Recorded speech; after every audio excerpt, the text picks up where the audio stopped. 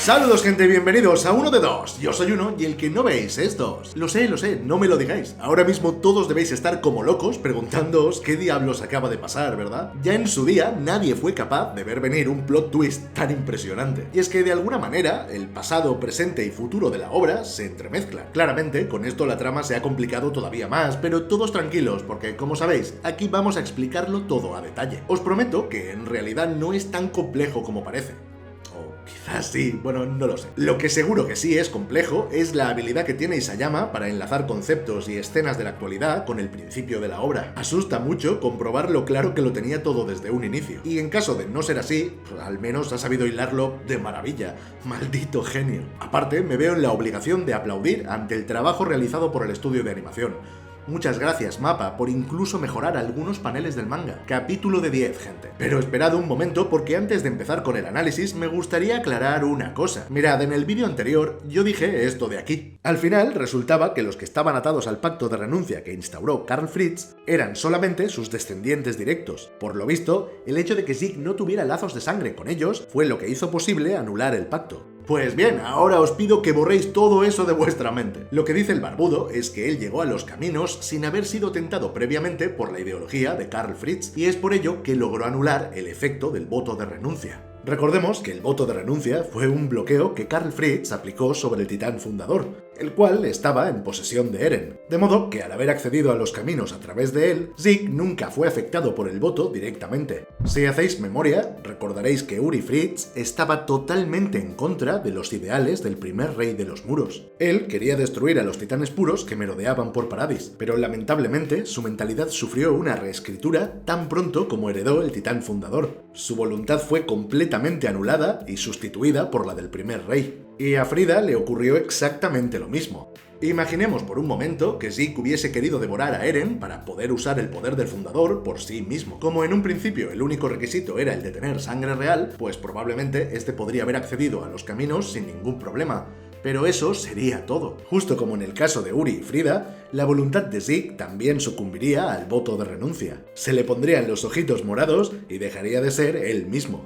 Como sabéis, el titán fundador solo puede ser usado por eldianos que tengan sangre real. Así que si un eldiano común y corriente llegase a obtener el fundador, este nunca podría acceder a los caminos para darle órdenes a Ymir. Lo que ocurre es que Karl Fritz nunca tuvo en cuenta la posibilidad de que un eldiano con sangre real pudiera llegar a los caminos sin la necesidad de haber heredado primero el titán fundador. Así que es por eso que Zeke Yeager puede levantar el veto y controlar a Ymir. Esto que os acabo de contar ahora mismo es lo que yo ya pensaba antes del capítulo 3. De hecho, es algo que hemos hablado varias veces por el server de Discord, pero por alguna razón, al verlo en el anime, entendí algo completamente distinto. En un inicio pensé que no tenía sentido que Zeke tuviera que romper el voto de renuncia. Esto fue lo que más me confundió porque di por hecho que el voto no afectaba a Zeke. Pero me equivoqué, claro que le afectaba. Veréis, Zeke no llega a los caminos como consecuencia de haber tocado a Eren. Zeke llega a los caminos porque al tocar a Eren, él también obtiene el poder del fundador. Sin embargo, como no era él quien llevaba dentro el poder, Zeke pudo evitar el lavado de cerebro de Karl Fritz pese a tener sangre real. Pero vamos, que el voto de renuncia seguía estando ahí. De modo que para poder darle órdenes a Ymir, antes tenía que destruirlo. Lo cual, con tiempo y paciencia, fue más que posible. Con esto aclarado, solo me queda informaros de que al final de este vídeo responderé a algunos de los comentarios del vídeo anterior. Y es que veo que mucha gente sigue teniendo dudas con todo el tema de Zeke, historia y el poder del titán fundador. Pero ahora vamos ya con lo bueno, no sin antes agradecer a mi buen amigo Boitelas por toda la ayuda que presta siempre al canal a través de aportar sus teorías y conocimientos sobre Shingeki no Kyojin. Este vídeo va dedicado a ti, Boitelas. Muchas gracias, tío. Y ahora, gente, ya podemos empezar. Shingeki no Kyojin, capítulo 4 de la temporada final, parte 2. Recuerdos del futuro.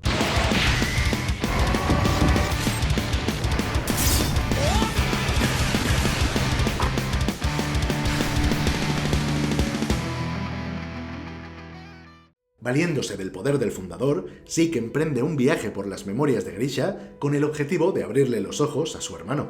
Durante todo este tiempo, el mayor de los Yeager había estado convencido de que Grisha le lavó el cerebro a Eren. Creyó fervientemente que, al igual que él, su hermano fue víctima de la manipulación de un padre que estaba más preocupado de llevar a cabo su misión que de criar correctamente a sus hijos. Este es el drama de la familia Yeager, el trauma que Zeke llevaba cargando desde su niñez.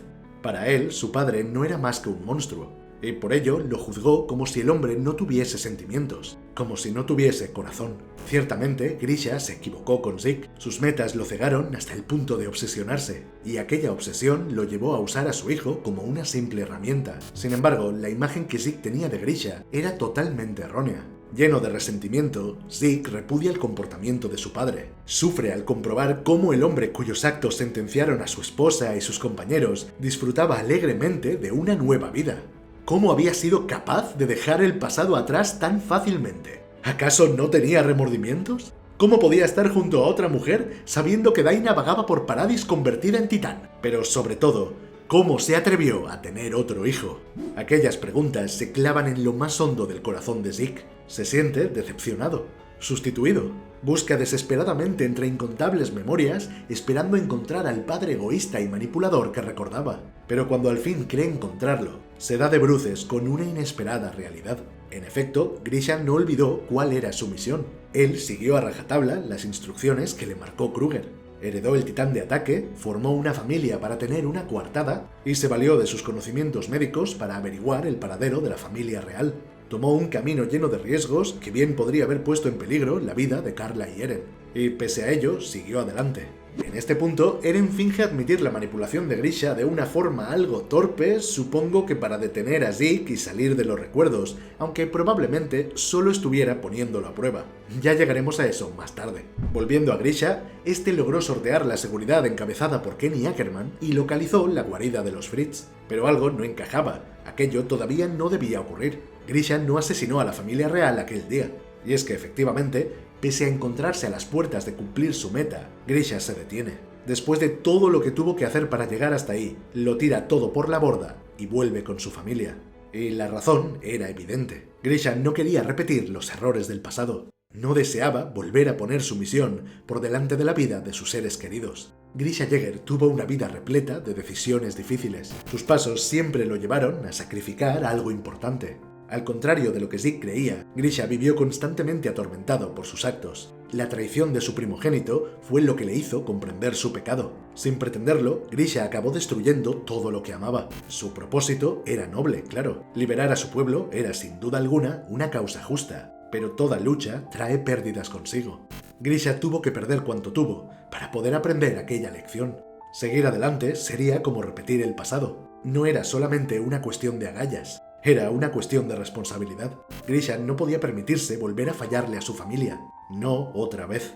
Viviría por y para ellos, aun si ello significaba sentirse miserable por el resto de sus días. Y aquí llega la primera anomalía, cuando la mirada del Eren bebé sugiere poderosamente que está viendo claramente a su versión adulta y a Zeke. Pero por ahora vamos a continuar. Enormemente sorprendido, Zeke es testigo del cambio de su padre. Sin embargo, sigue juzgándolo erróneamente al pensar que este solo amó a su segundo hijo. Y eso que encima del escritorio se hallaba la prueba de lo contrario. En este momento, Zeke comienza a dudar al comprobar que pese a no haber recibido el mismo trato que él de parte de su padre, Eren estaba siguiendo los mismos pasos que Grisha. Pero pese a todo, se mantiene firme y dispuesto a hallar la causa de aquel comportamiento. Entonces se produce la segunda anomalía y la voz de Zeke alcanza los oídos de Grisha. De alguna forma, la fina tela que cubre y separa el tiempo y el espacio se quiebra y Grisha es capaz de ver la silueta de su primer hijo por unos breves instantes. Pero como es lógico, piensa que se trataba de una simple alucinación. Al inicio de este viaje por las memorias, cuando saltan al siguiente recuerdo por primera vez, Eren pone una mirada un poco sospechosa. Pero cuando ve a Grisha interactuar con Zeke, todo cobra el sentido completo. Al fin había llegado el tan ansiado momento. Y es precisamente al entender esto que Eren toma las riendas y lleva a Zeke hasta el siguiente recuerdo. Estoy seguro de que no había un mejor momento que este para meter el opening. Muy bien hecho, mapa. En la siguiente memoria, y ya frente a un Eren de 9 años, Zeke parece comprender al fin que Grisha le heredó los titanes fundador y de ataque a su hijo sin haberle dicho nunca nada relacionado con los restauradores. Es una escena un poco triste que lleva a Zeke a preguntarle a Eren cuál era entonces el motivo de su traición. Y la respuesta no podría ser más clara. Acompañados por el recuerdo del secuestro de Mikasa, Eren expone su personalidad abiertamente. Simplemente, él no dudaba en arrancarles la libertad a todos aquellos que osaran robarle la suya. Sus decisiones no venían condicionadas ni por su padre ni por nadie más. Él siempre fue así. desde que nació en este mundo. Este de aquí es el último choque de ideologías. Mientras uno de los hermanos considera que los eldianos son un mal que debe ser extirpado, el otro seguirá luchando con todo lo que tiene para proteger y preservar su identidad y la de los suyos. Zeke define esto como nacionalismo, y puede que tenga parte de razón al calificarlo así, pero lo que es innegable es que todos los que hemos presenciado la tragedia vivida entre los muros podemos llegar a entender perfectamente cómo se siente Eren. No quiero decir con esto que todas sus acciones y decisiones estén justificadas, para nada. Solo digo que todos podemos llegar a empatizar con él. Y bueno, antes de pasar al siguiente recuerdo, no puedo dejar de resaltar esta escena en la que Eren se queda ensimismado mientras revive el momento en el que le dio la bufanda a la que sería la persona más importante de toda su vida. Es una lástima no poder saber en lo que está pensando Eren. Pero si tuviera que apostar, diría que el personaje debe sentirse bastante mal por todo lo que le dijo a Mikasa. Todavía ahora me sigo preguntando si no hubiera sido mejor tomar otra vía que no implicara mentirle a sus amigos. En fin, siguiendo con el episodio, vemos cómo Zeke sigue empeñado en salvar a Eren. Su maldito complejo de Mesías vuelve a nublarle el juicio y sigue desperdiciando cada nueva oportunidad de hacer realidad su plan. Este es el mayor fallo del personaje, el hecho de no ser capaz de admitir que su visión no puede ser absoluta. Peca de ego al creerse todopoderoso, rezuma soberbia por cada poro de su piel, y ese será su error. Pero sigamos porque se viene. Quiero que os quedéis con este momento para más tarde, gente. Un poco antes de la llegada de Reiner y compañía a los muros, vemos cómo Grisha escribe la famosa nota detrás de la fotografía a modo de testamento. Pues bien, cuando Grisha levanta la mirada, parece que esté viendo a Eren, ¿cierto? Pues sí, así es, pero resulta que eso no es todo lo que está pasando aquí. Esto es algo mucho más denso de lo que parece a simple vista, y es que aquí Grisha ya ha recibido las visiones del futuro de parte de Eren. Pero esto lo explicaré mejor más adelante. Lo que le sigue a esto es una escena que enlaza directamente con el primer episodio de la obra, aquella en la que Mikasa revela que Eren tenía intenciones de unirse al escuadrón de reconocimiento. Como sabemos, esto desata la furia de Carla, pero lo verdaderamente relevante es lo que dice el pequeño Eren tras la pregunta de Grisha, pues son unas palabras que son clave tanto para el propio Grisha como para el Eren del presente. Cito textualmente: "Si nadie continúa hacia adelante, las personas que se han sacrificado hasta ahora habrán muerto en vano". Esta es una frase que define el rumbo de muchos personajes dentro del mundo de Shingeki no Kyojin, pero en este momento concreto tienen un peso especial para los personajes que las escuchan. Para Eren son como un empujón, un impulso que le ayuda a reafirmarse en sus decisiones. Pero para Grisha son la marca de la vergüenza, son el recordatorio de todas las muertes que cargaba a sus espaldas, unas muertes que no tendrían ningún valor si no cumplía con su cometido.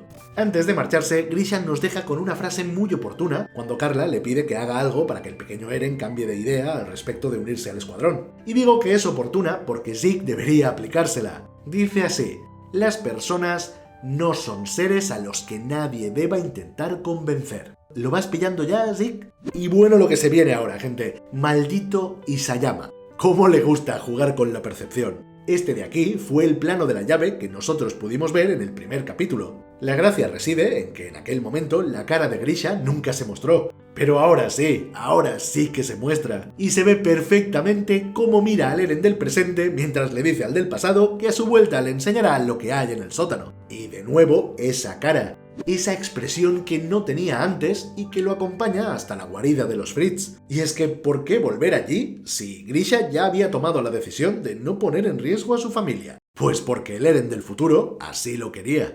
Evidentemente, Grisha se enteró de lo que le había pasado a la muralla de Shiganshina antes de llegar ante la familia real. Y es por ello que primero intenta dialogar suplicando por su intervención. En ese momento, lo único que había en la mente de Grisha era salvar a su mujer e hijo de alguna forma. Si convencía a la reina de los muros para actuar a favor de Eldia, entonces no tendría que hacer nada de lo que pudiera arrepentirse. Y es ahí cuando sale a relucir la crueldad que traía consigo el voto de renuncia. La voluntad de Karl Fritz se apodera de la mente de Frida, y esta pronuncia el discurso del rey demente. Un discurso que los sentenciaba a todos a la muerte, pues aquellos muros eran su cárcel, y el tiempo que pudieron vivir entre ellos, un mero regalo de despedida. De todo este discurso, hay una única frase que me gustaría guardar para reflexionar en el futuro. Esa que dice aquello de: "Si el poder del fundador cae de nuevo en las manos de los débiles, el mundo volverá a convertirse en un infierno". Pero no prestemos más atención a esto por ahora y vámonos con Zeke, el cual demuestra sentir simpatía por las ideas de Frida, o mejor dicho, por la ideología de Karl Fritz. algo esperable si tenemos en cuenta que el plan de Zeke consistía en hacer algo similar. Es muy curioso que fuera precisamente él, alguien capaz de simpatizar con las eutanasias y los genocidios, el que finalmente eliminase el voto de renuncia. ¡Qué irónico! Pero bueno, siguiendo con el capítulo, Zeke le recuerda a Eren la conversación que tuvieron en Liberio. Allí, Eren dijo haber visto cómo su padre despedazaba a la familia real y cómo aquello se sintió como si lo hubiese hecho él con sus propias manos. Pero Zeke deja de hablar de repente al observar la expresión en su rostro. Intentar razonar con Frida era inútil. De sus labios solo salía la misma basura una y otra vez. Todo lo que Eren y sus compañeros tuvieron que sufrir provenía de ahí, de la retorcida ideología impuesta por Karl Fritz. Cada muerte y cada llanto. Es por ello que la furia se apodera de Eren. Y con esta cara llegamos por fin al plot twist. Vamos a ver, aquí Grisha hace dos afirmaciones. La primera de ellas es quizá la más certera. Y es que Grisha asegura que en algún punto del pasado los portadores del titán de ataque dejaron de obedecer las órdenes o imposiciones de otros. Y añade que esto ocurrió precisamente para poder resistir la tiranía de los reyes de Eldia. Es decir, que algún portador primigenio logró dotar al titán de ataque con la característica de siempre ir hacia adelante. Pero es lo que dice a continuación lo que me lleva a pensar que quizá Grisha malinterpreta o sobreestima la capacidad del titán de ataque al afirmar que este era capaz de ver las memorias pertenecientes a los futuros portadores. ¿Pero por qué digo que esto no me termina de cuadrar? Pues porque Kruger nunca mencionó nada parecido. Sabemos que el búho pudo ver una memoria del futuro, pero también sabemos que no fue por voluntad propia. Él le dijo a Grisha que si quería salvar a Mikasa y Armin, debía cumplir con su misión. Y estas mismas palabras se las repitió Grisha a Eren cuando éste le heredó los poderes titán. Así que podríamos asumir que la memoria que vio Kruger le pertenecía a Grisha. O quizá no, quizá le pertenecía a Eren. Y si digo esto, es porque Eren es el único que ha mostrado memorias del futuro a un portador anterior del titán de ataque. Que nosotros sepamos, nadie lo hizo antes. Es más, cuando Grisha le cuenta esto a Frida, ella dice que eso no era posible. Recordemos que Frida posee las memorias del fundador y que posiblemente fuera capaz de navegar entre ellas a placer, tal y como lo hacía Zeke. De modo que es cuanto menos extraño que el fundador no sepa de las habilidades del titán de ataque. Grisha le dice a Frida que eso se debía a que ella no podía hacer un uso total de las habilidades del fundador, pero sigo pensando que algo falla. Desde luego, lo único que está claro aquí es que Grisha sí que había visto el futuro, y en este fue él el que asesinó a la familia real y robó el fundador, así que procede a cumplir su destino. Pero como sabemos, no es capaz. Grisha era un doctor, alguien que empleaba sus manos para salvar vidas, y no para quitarlas. Pero desafortunadamente para él, el futuro ya estaba escrito, y el encargado de hacer que se cumpliera era Eren. Ante la incredulidad de su hermano Zeke, Eren posa una mano en el hombro de su padre y le recuerda cuáles eran los motivos por los que había llegado allí en primer lugar. Eren aviva la llama de la restauración de Eldia a través de mencionar las vidas que se perdieron por la causa. Daina y los restauradores, Kruger, pero sobre todo Faye, la hermana de Grisha que fue devorada por los perros de Marley. En una sola palabra, Grisha llegó hasta allí por venganza. Fue él quien empezó todo esto, y por ello debía terminarlo incluso si eso lo llevaba a la muerte. Y es así como la masacre se da lugar, el asesinato vil de niños y adultos, inocentes y a la vez culpables, víctimas de un destino marcado por el voto de renuncia del rey Fritz.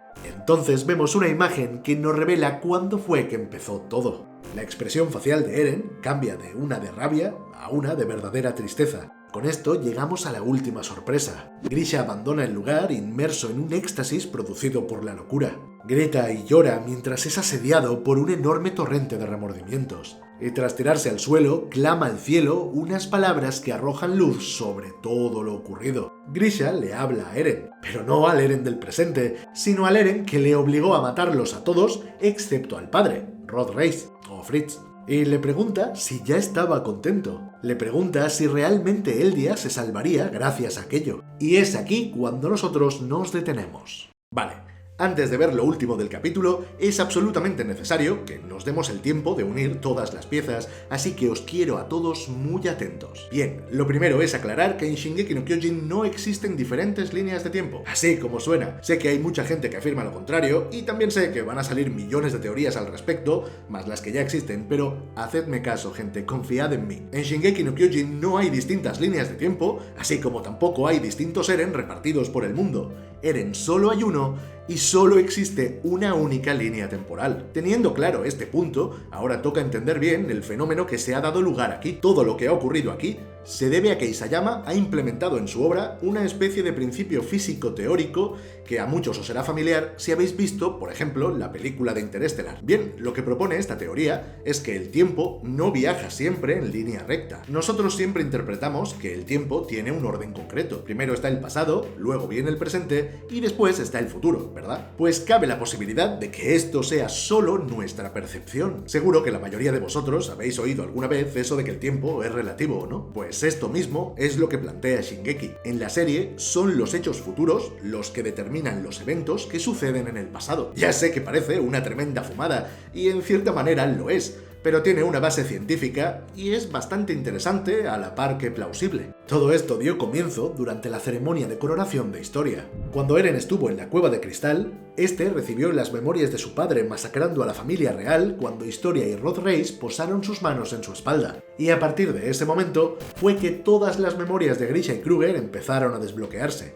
¿Recordáis esta escena en la que Eren le besó la mano a Historia? Supongo que todos os fijasteis en la cara de pánico absoluto que se le quedó justo después, ¿no? Pues esto se debe a que en ese preciso instante, el contacto con Historia le llevó a presenciar otra parte de las memorias de su padre. Concretamente, lo que vio Eren fue todo lo que nosotros hemos visto en este capítulo. O sea, que se vio a sí mismo forzando a su padre a exterminar a los Fritz. Hay que tener en cuenta que Eren ve las memorias desde la perspectiva de Grisha, por lo que este no vio solo ese momento, sino también todo lo que el Eren del futuro le mostró a su padre. Para que nos entendamos, es preciso que comprendáis que es en este punto cuando todo cambia para Eren. Es aquí donde ocurre el timeskip y la próxima vez que vemos al personaje es cuando este ya actúa como una persona totalmente diferente. Y por fin sabemos el porqué. Desde la coronación, Eren siempre estuvo siguiendo el camino que vio en las memorias. Y por favor, no os confundáis, Eren no vio el futuro así tal cual.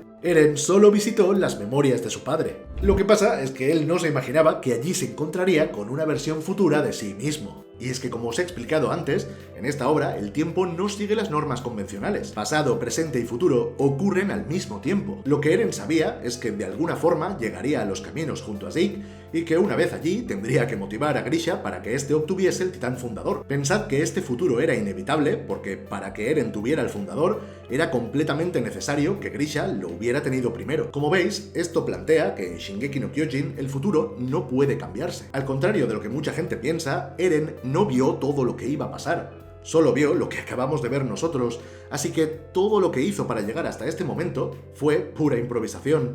Eren no puede ver el futuro. Así llegamos a lo que os decía al principio del vídeo. Cuando Eren es llevado por Zeke a las memorias de su padre, este todavía no estaba seguro de si había llegado al momento que vio cuando besó la mano de Historia. Por eso tiene esa mirada, porque sospechaba que estaba cerca. Cuando le dice a Zeke que ya había entendido que había sido manipulado y todo eso, fuerza la situación para comprobar si sus actos podían cambiar lo que vio. Si Zeke hubiera vuelto a los caminos en ese punto, entonces lo de Grisha robando el fundador nunca podría ocurrir. De modo que aquello solo fue un farol. El momento en el que Eren descubre que ya había llegado al momento clave en el que obligaría a su padre a actuar es cuando Grisha es capaz de ver a Zeke por primera vez. Solo fijaos que aquí el primero en sorprenderse es Eren. Es gracias a esto que entiende lo que ocurre y por ello pasa a ser él el que toma las riendas de la situación. Pero tened en cuenta que antes de esto Eren estaba dando palos de ciego. ¿Alguno de vosotros recuerda que en el vídeo del primer capítulo de esta parte de la temporada os dije que Eren se había lanzado al ataque de una forma imprudente y descuidada pese a estar en desventaja numérica? Pues se debía a esto. Se debía a que él ya sabía que hiciera lo que hiciera, no iba a poder morir hasta llegar a este momento. No sabía cómo lo haría, solo sabía que era inevitable. Pero ojo, porque aquí hay un plot twist dentro de otro plot twist. Resulta que el Eren del presente no es el único que actúa sobre Grisha. Para ver esto correctamente, debemos volver al momento del testamento. Como vimos antes, Grisha no tenía previsto volver a por los Fritz. Pero le ocurre algo. De pronto se apresura en dejar una nota póstuma y se va en dirección a la guarida de la familia real, y siempre con esa expresión de terror en su rostro. Pues bien, esto se debe a que una versión de Eren que nosotros todavía no hemos visto le ha mostrado el futuro. Un futuro que Eren también pudo ver cuando besó la mano de Historia, ya que este vio todas las memorias de su padre, incluyendo estas visiones. Pero es que ahí no termina la cosa. Este Eren del futuro no se limitó a mostrarle visiones a Grisha, también le dio una serie de órdenes, como por ejemplo la de dejar vivos solamente a Rod Reis. Esto se debe a que si Grisha lo mataba en aquel entonces, Eren y los demás nunca hubieran podido conocer al personaje durante el arco de la insurrección. Y no solo eso, fijaos en lo que Grisha lleva consigo al salir de la guarida. Exactamente, una inyección de suero titán. El Eren del futuro también le ordenó tomar una de las jeringuillas de la familia real. Y es que de otro modo, Grisha no hubiera tenido ninguna forma de heredarle los titanes de ataque y fundador al pequeño Eren. Lo que significa que todo lo que ha pasado en la serie hasta ahora se debe a los actos que lleva a cabo el Eren del futuro. ¿Cómo os quedáis? Muchos hicieron memes sobre esto, diciendo que Eren se regaló sus poderes a sí mismo y demás chorradas, pero esto no es del todo así. Lo que os decía antes del funcionamiento del tiempo dentro de la obra genera un escenario en el que Eren experimenta todas sus vivencias, ignorando que el encargado de hacer la realidad será él. Así que eso de pensar que se regaló los poderes a sí mismo es solo una forma de simplificarlo mucho. Ahora, volviendo a lo que os decía antes sobre el poder del titán de ataque, daos cuenta de que este nivel de manipulación es algo totalmente nuevo y sin precedentes. Es cierto que el nexo entre Grisha y Eren es que ambos fueron portadores del titán de ataque, y por lo tanto es a través de este que Eren logra mostrarle el futuro a Grisha, o eso podríamos entender o deducir, pero dudo muchísimo que ello se deba a una característica propia de este titán, y es que no olvidemos que Eren también lleva dentro al fundador, un titán con el poder que permite viajar por las memorias de antiguos portadores y también hablar con ellos e incluso tocarles. Es todo esto lo que me hace sospechar que quizá Eren conseguirá controlar al fundador por sí mismo. Es decir, que el Eren del futuro no solo estaría usando el poder del titán de ataque, sino que también estaría usando el del titán fundador. De no ser así, entonces tendríamos que asumir que el Eren del futuro es el único portador del titán de ataque que logró descubrir la forma de usar el verdadero poder o potencial de este. Pero ya os digo yo que no lo veo, gente. Como sea, finalmente volvemos al capítulo para presenciar cómo Grisha sigue hablándole a Eren mientras se pregunta por qué este no le mostró todo lo que iba a ocurrir. Y es que por lo visto el Eren del futuro no quiso enseñárselo todo a su padre. Por ejemplo, una de las cosas que no le mostró fue la muerte de Carla. Y esto nos da a entender que Eren había sido realmente piadoso. Gente, ¿os imagináis que le llega a mostrar cómo su primera esposa devoraba a la segunda? Yo creo que a Grisha le da un infarto como mínimo. ¡Qué locura! Pero espérate, que eso no es lo más gordo. Lo más gordo es que Grisha dice que Eren no quiso mostrarle el día en el que se rompen los muros. Así de repente nos acaban de confirmar que los muros se van a romper. O sea, ¿eso no quiere decir que Eren activará el retumbar? ¡Tremendo spoiler, gente! Bueno, tras esto, Grisha le habla a Zeke. Y no porque lo pueda ver, sino porque al haber visto las memorias de Eren, sabe que Zeke se encontraba allí junto a él. Y le dice que su plan no tendrá éxito. Le dice claramente que será Eren el que se salga con la suya. Y esto se debe a que él ya ha visto lo que pasará. Y lo que dice es que será algo horrible. Obviamente yo ya sé lo que es, gente, pero no os lo puedo decir. Así que tras esta espeluznante revelación, se viene el momento más emotivo del episodio, cuando Grisha es finalmente capaz de ver a su hijo. Lo cierto era que Grisha moriría poco después, pero al menos fue capaz de pedirle perdón a Zeke antes de abandonar este mundo. Pudo abrazarlo y reconfortar su alma. Y no solo él. Con las palabras de amor de su padre, Zeke se da cuenta de que él siempre lo amó. Grisha no supo hacerlo mejor. Fue sin duda un padre horrible, pero sí que amaba a su hijo. Y suplicándole que detuviera a Eren antes de que ocurriera el desastre, la conexión se rompe y los hermanos vuelven a los caminos. Tremendo. Debo decir que no tiene caso que Grisha le diga a Zeke que detenga a Eren cuando ya hemos comprobado que el futuro no puede cambiarse. Esto lo dice el mismo Grisha, pero bueno, supongo que simplemente se dejó llevar. Sea como sea, hay una cosa que necesito que tengáis muy en cuenta de cara a todo lo que se viene. Y es que en esta última etapa de la historia estamos presenciando muchas cosas que no pueden ser explicadas. A lo que me refiero es a que yo no os puedo decir con exactitud el por qué de repente Grisha puede ver a sus hijos en el pasado, igual que no os puedo explicar bien cómo funciona todo eso eso de mostrar las memorias del futuro a los antiguos portadores, y etcétera, etcétera. Es pura ficción, así que mi consejo es que, al menos por ahora, no os empeñéis demasiado en querer encontrarle el sentido completo a todo, o si no, acabaréis frustrados como yo. Bueno, antes de terminar, me gustaría arrojar un poco de luz sobre un par de cuestiones. En los comentarios del vídeo anterior, algunos nos preguntasteis que por qué Zeke y Eren tardaron tanto tiempo en tocarse. Y vaya, la respuesta nos la entregan los propios personajes cuando explican que ni ellos mismos sabían qué podía ocurrir si hacían contacto. Pensad que en esos momentos, ninguno de los dos sabía de la existencia de Ymir ni de los caminos. Si activaban el poder en Liberio y algo salía mal,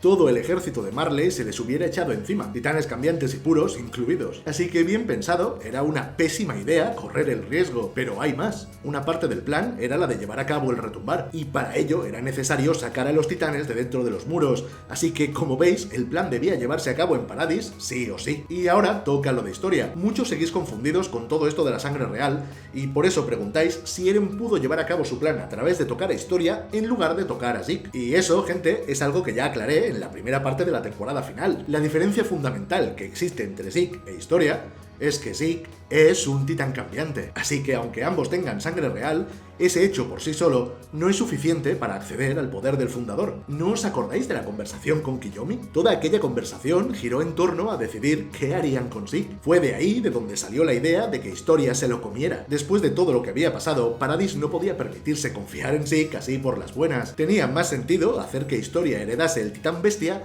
para que así pudiera realizar el retumbar junto a Eren. Básicamente, si Historia hubiera devorado a Zeke, entonces sería ella la que tras tocar a Eren podría haber ido a los caminos. Pero recordad que Eren se negó a sacrificarla. El embarazo de Historia no fue casual. Fue para evitar que el gobierno la forzase a transformarse. Espero que esta explicación haya sido suficiente para despejar todas las dudas. Vamos a ver, he hecho un esfuerzo titánico en el vídeo de hoy, y nunca mejor dicho. Así que, gente, por favor, suscribíos, comentad y uníos a nuestro server de Discord y a nuestras redes sociales y a todo lo que esté ahí disponible. A ver si con el esfuerzo de todos podemos hacer que este vídeo tenga muchas visitas. Nos vemos en el próximo vídeo. Muchas gracias, como siempre. ¡Chao!